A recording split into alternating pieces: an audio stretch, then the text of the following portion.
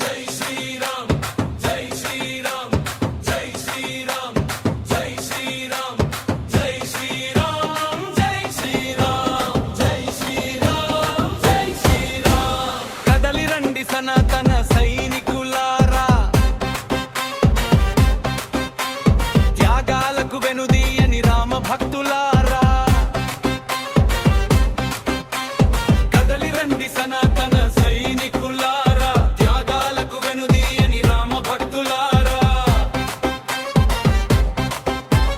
జై శ్రీరామ్ జై శ్రీరామ్ జై శ్రీరామ్ జై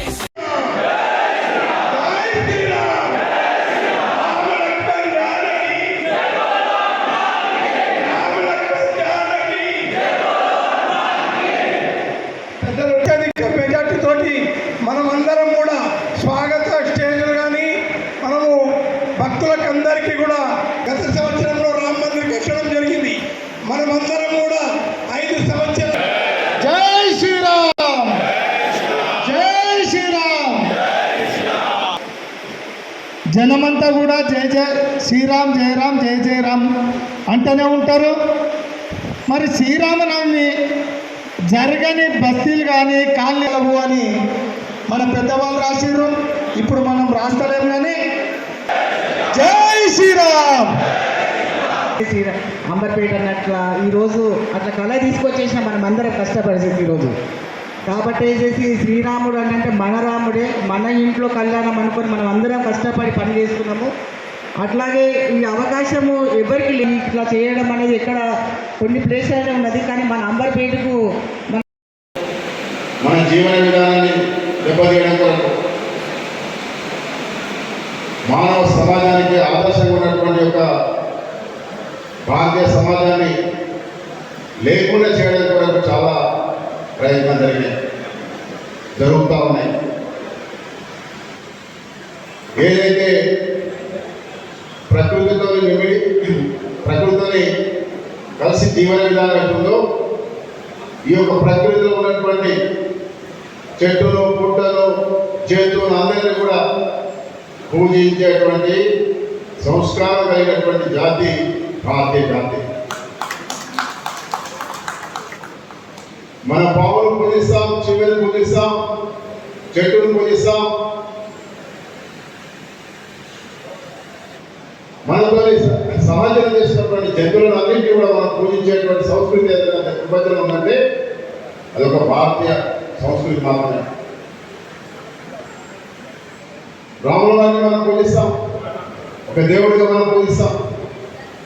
అదేవిధంగా ఒక ఆదర్శమూర్తిగా కూడా సమాజంలో రాముల వారి అవతారాన్ని మనం చూసాను. నేను అడుగుతా ఉన్నాను,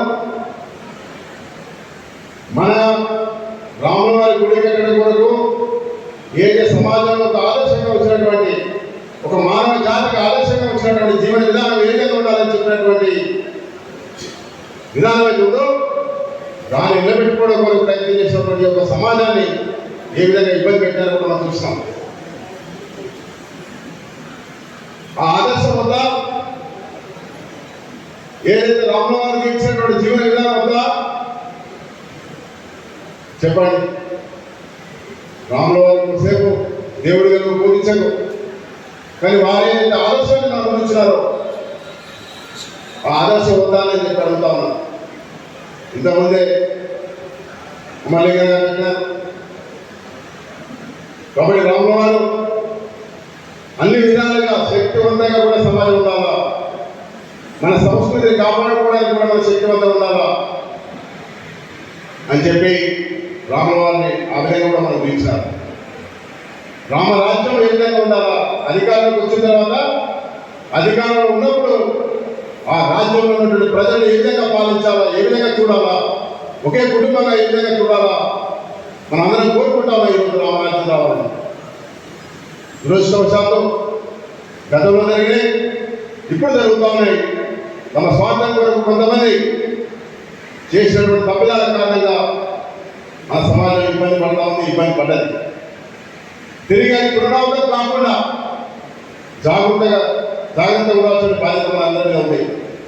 దాంట్లో భాగంగానే ఈ అమర్పేటలో కూడా వచ్చి ఉన్నటువంటి ముప్పును తట్టుకునేటువంటి శక్తి మనకు కలగాలని చెప్పి మన అందరం కూడా ఐక్యంగా ఉండాలని చెప్పి ఈరోజు హైదరాబాద్లో నిర్వహిస్తున్నటువంటి ఏ ఒక్క యాత్రకు వ్యతిరేకంగా కానీ ఏ యాత్రకు పోటీగా కానీ కాకుండా మన అంబర్పేటలో ఉన్నటువంటి అన్ని హిందూ కుటుంబాలు కూడా ఒకటిగా ఉండాలా,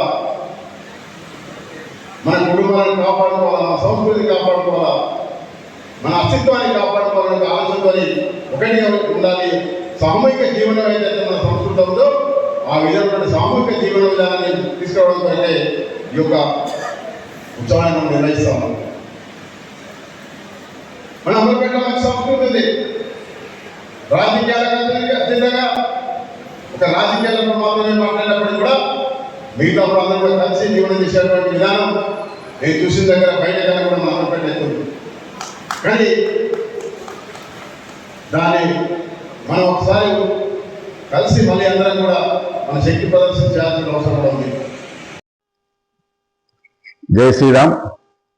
భాగ్యనగరంలో హిందూ సంఘటన శక్తిని చాటే విధంగా శ్రీరామనవమి ఉత్సవ సమితి ఆధ్వర్యంలో అంబర్పేటలో ఈ నెల 27వ తారీఖు నాడు మధ్యాహ్నం 3 గంటలకు రాములవారి యొక్క శోభయాత్ర ప్రారంభించబోతా ఉన్నాం.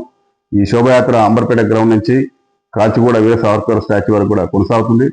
ఈ యాత్ర Sriramana Chowrasta, pure hospital, Barkatpura Chaman, tourist hotel మరియు కాచిగూడ వీర సావర్కర్ స్టాచ్యూ వరకు ఉంటుంది. ఈ యాత్రలో అంబర్పేటలో ఉన్నటువంటి యావత్ హిందూ కుటుంబాల నుంచి కూడా పాల్గొబోతా ఉన్నారు. ఈ యాత్ర సనాతన హిందూ ధర్మాన్ని చాటే విధంగా సంప్రదాయబద్ధంగా ఈ యాత్ర ఉంటుంది. ఈ యాత్రలో ముందు నుంచి కూడా చివరి వరకు కూడా ఈ అంబర్పేటలో ఉన్నటువంటి సాంస్కృతిక కార్యక్రమాలు కూడా నిర్వహించబోతా ఉన్నాం. ఆధ్యాత్మికంగా ఈ యొక్క శోభయాత్ర నిర్వహించబోతా ఉన్నాం. కాబట్టి అందరూ కూడా ఈ యాత్రలో భాగస్వాములు కావాలని చెప్పి మాతృమూర్తులు యువత కూడా పాల్గొని మన యొక్క సంఘటన శక్తిని చాటవలసిన అవసరం ఉంది.